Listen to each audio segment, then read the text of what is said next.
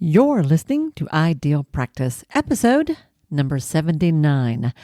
And this week, guys, I want to share with you one of the most common mistakes that I see business owners, private practice owners make this time of year, every year.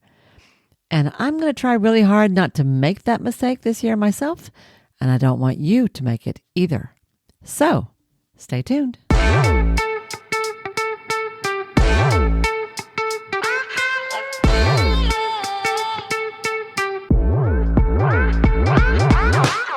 Hi, I'm Wendy Pitts-Reeves, and with over 2 decades of experience in the private practice world, I've built my 6-figure business while learning a lot of lessons the hard way. This is the first podcast that shows you how to apply the principles of energy, alignment, and strategy to build a practice that is profit-centered, but people-forward. This is the Ideal Practice Podcast. Hey guys, and welcome back. Thank you so much for tuning in to another episode of Ideal Practice. This is Wendy, your host, and I am excited about what's coming up. I have been spending a lot of time thinking about the next few months. I got a lot of things cooking. I can't wait to share with you. I don't remember if I mentioned this or not. I don't think I did, but I just, a week or 2 ago, I spent some time at Edisto Beach. For those of you who are not from the Southeast, Edisto Beach is a really sweet little community just south of Charleston, South Carolina. I first discovered it, 10 or 15 years ago when a friend of mine here in town was talking about it. And I actually ended up, y'all remember when I used to do Secret Adventures for Courageous Women?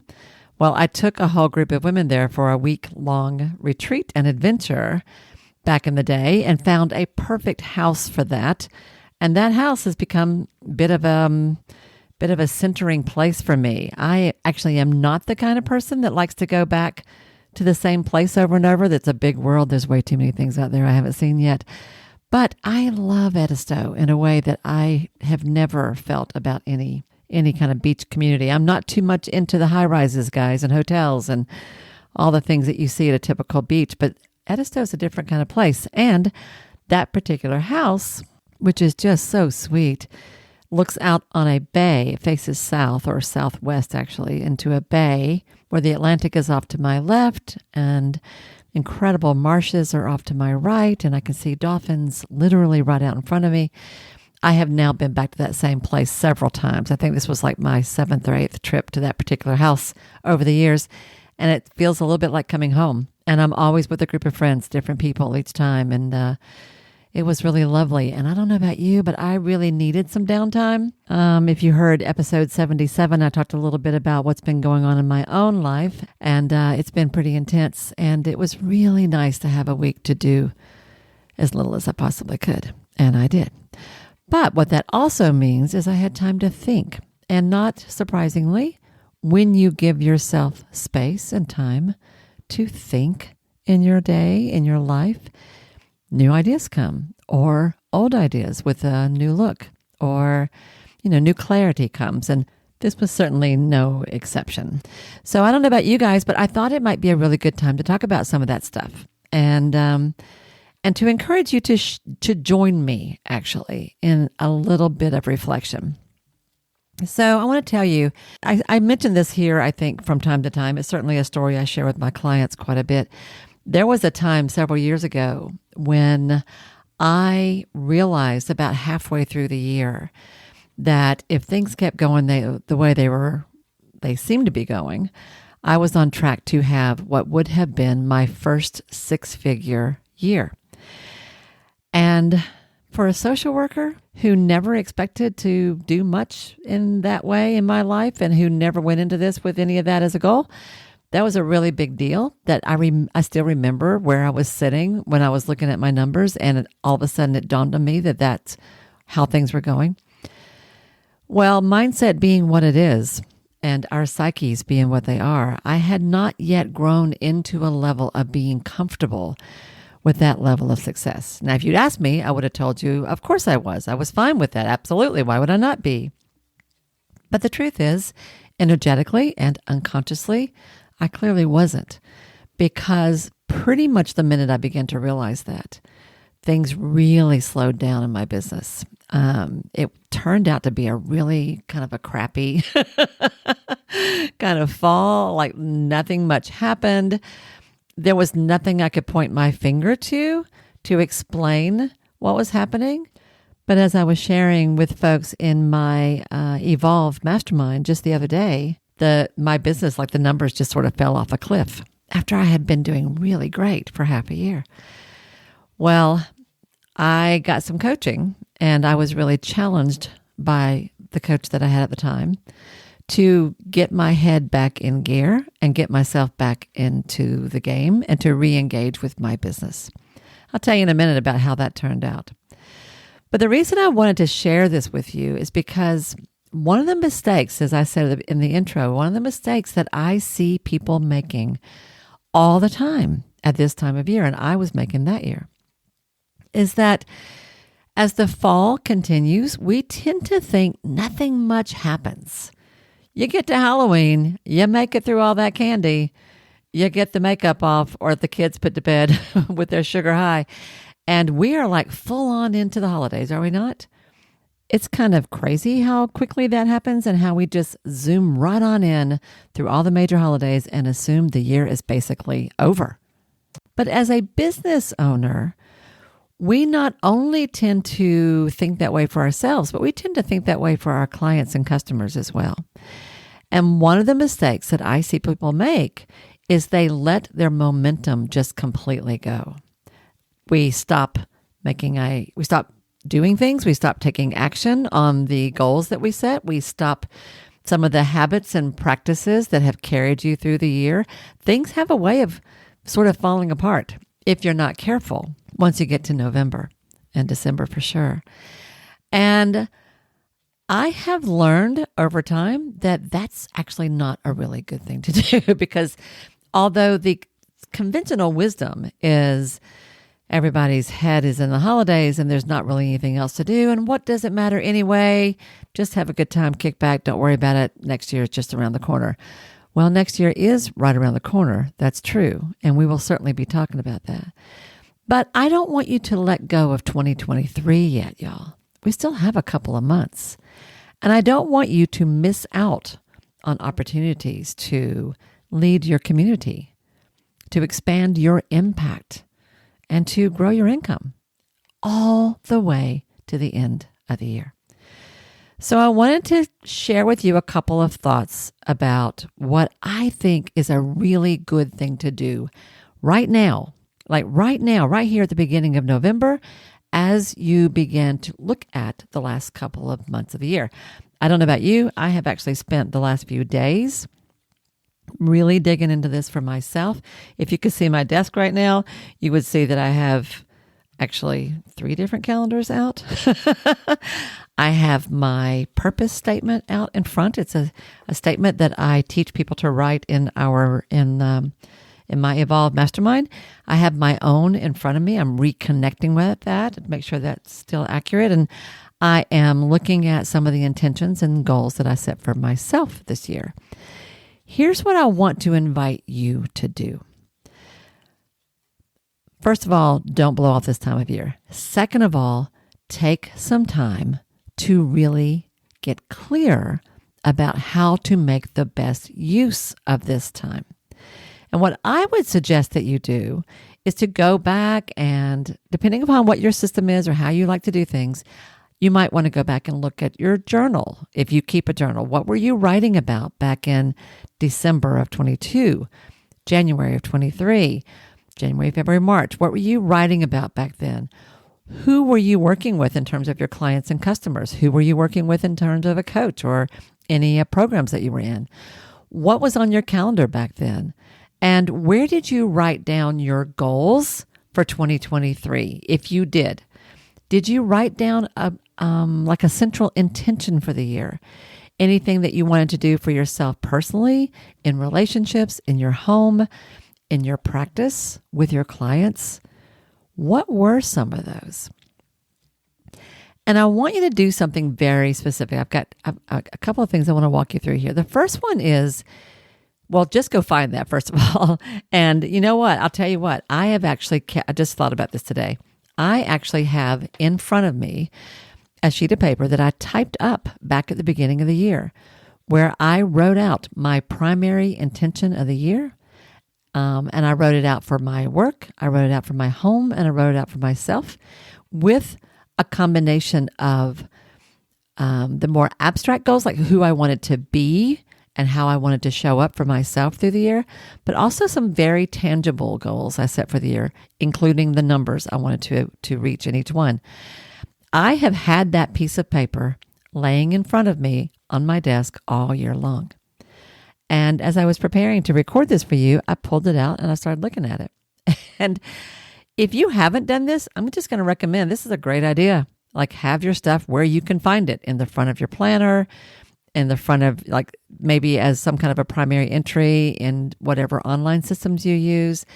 Maybe it's an index card you carry in your wallet. I don't know. But if you don't already do this, I encourage you to keep your goals and intentions for the year, or for that matter, just for the quarter, somewhere where you can see them and check into them quickly and easily. So the first thing I want you to do is go find that. What did you say mattered to you this year? What did you say was important? Don't wait to January to do this. Don't wait to the holidays, to December to do this. Do this now. And here's the first thing I want you to do. And it's not what you expect. The first thing I want you to do is go back and look at all that and choose or notice the one or the ones, plural, that you can celebrate already. I guarantee you there's something that you planned this year that you did.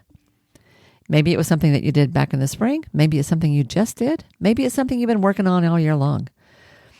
Whatever it is, you have done something. I'll tell you, like, one of my personal goals for this year, I'd forgotten about this, but I had it written down on this little sheet, was I wanted to do 30 days of yoga with Adrienne.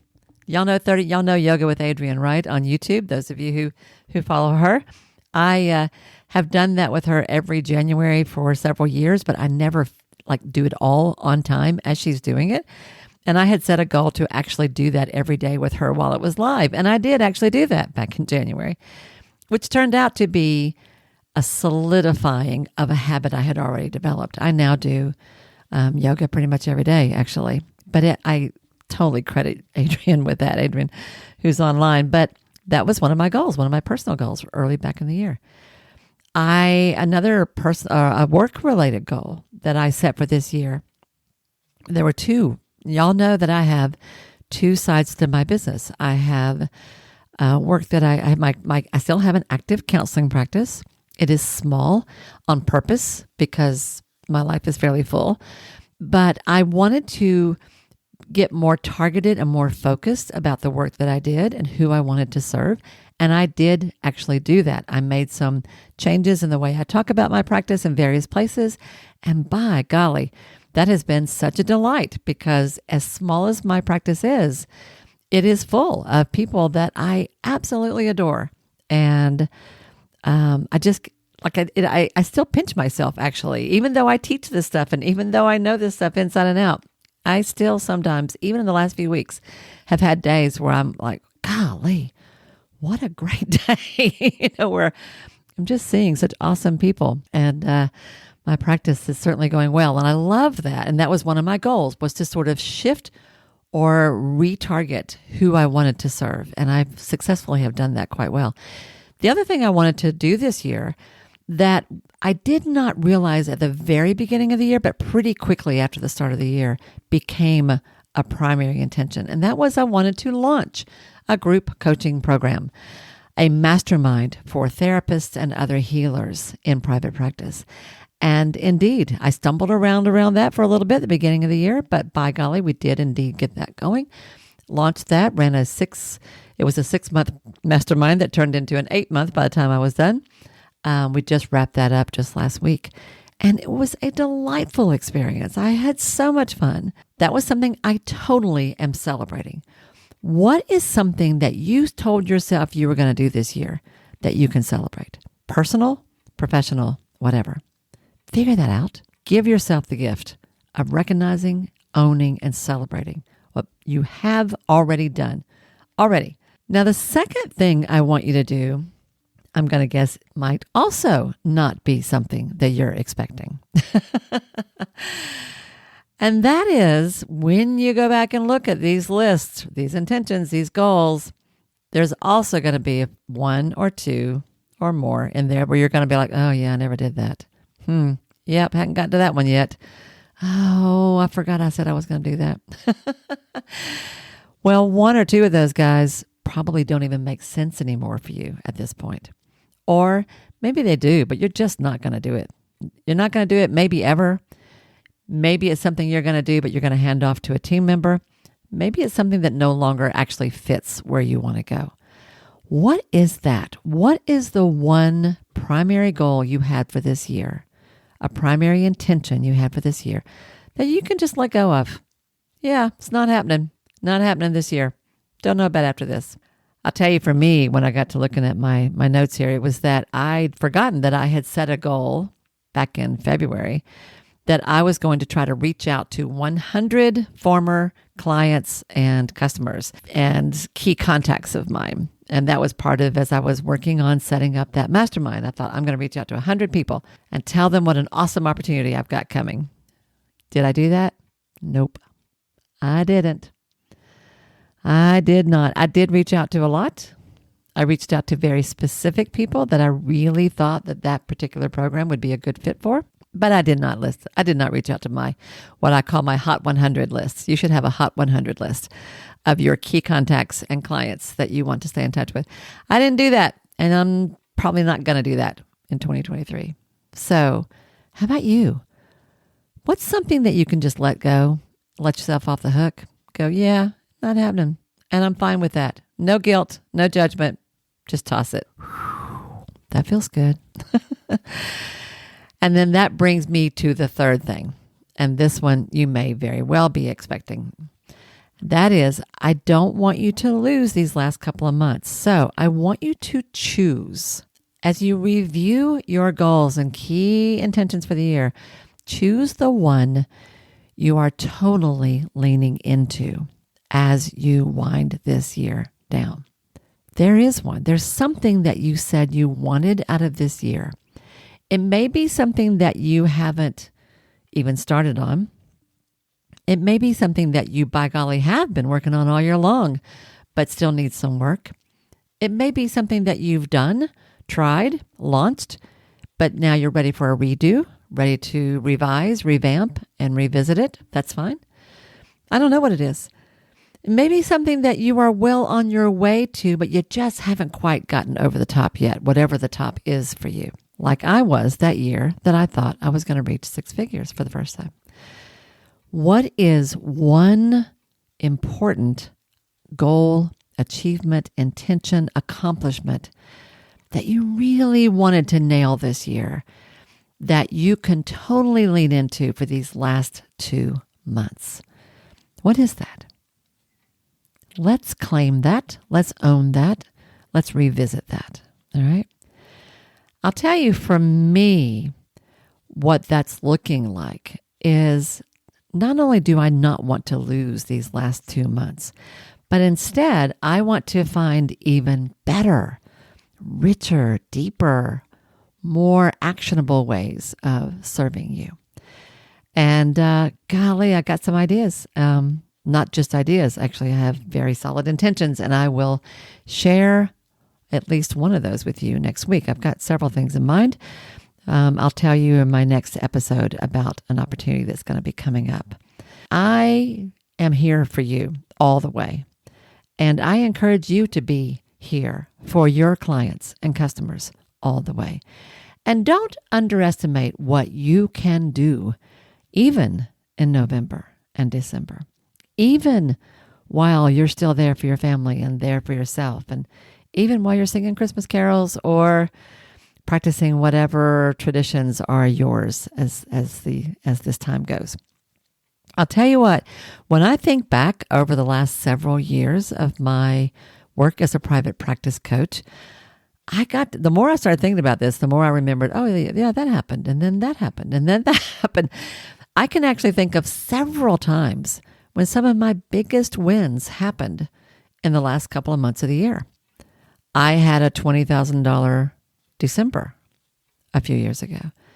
The year that I'm talking about, when everything sort of fell apart in the second half of the year, what happened that year was my coach at the time wouldn't let me hide from that, and essentially challenged me to step back in, and in some pretty specific ways gave me some homework to work on. And I did what she asked me to do because that's what I was paying her for, right? I'm paying you to help me. So if I don't do what you suggest, then I'm not going to get anywhere. I did what she suggested, and one thing led to another, I won't go into the whole story now, but I will say that was the year that I launched it wasn't my first, but one of my most successful online courses to date. I did before the end of that year, which led to lots of other things. And by the end of January, I had made like another $20,000. And as crazy as it was, and I couldn't even see it when I was in the middle of it, I did actually, in fact, cross the six-figure mark for the first time that year, after months of a drought in my practice. So I share all this with you to say, I'm a social worker, guys. I'm an LCSW. If I can do this, you can too. What goal did you set for yourself personally, professionally, or as a business owner for this year that you can totally lean into for these last couple of months? If you want a little accountability, or if you just want to celebrate, or you just want to practice getting clear, I would love it if you want to send this to me, share this with me. Just shoot me a DM on Facebook. You can find me there easily. I'd love to hear from you. And tell me, what's the one thing that you can celebrate that, by golly, you did do this year, have already done? What's the one thing you're going to let go of? Not going to happen. Letting yourself off the hook with grace and with joy. What's the one thing you can totally lean into in the 2 months you've got left? And enjoy doing it. Enjoy doing it. This isn't about drudgery. This is about joy. Your ideal practice should be fun. Even when it's uncomfortable, even if you get a little squirmy, even if you're not always sure exactly what to do, it should be fun. So figure that out for yourself. And tell me about it, because I'd love to hear. Well, that's what I got for you today. And with that, I hope you guys will totally take action on what I'm suggesting here so that you don't miss out on these last couple of months and you don't make the mistake that I see so many people make at this time of year. Have a great week, everybody, and I will see you next time right here on the Ideal Practice Podcast. Bye now.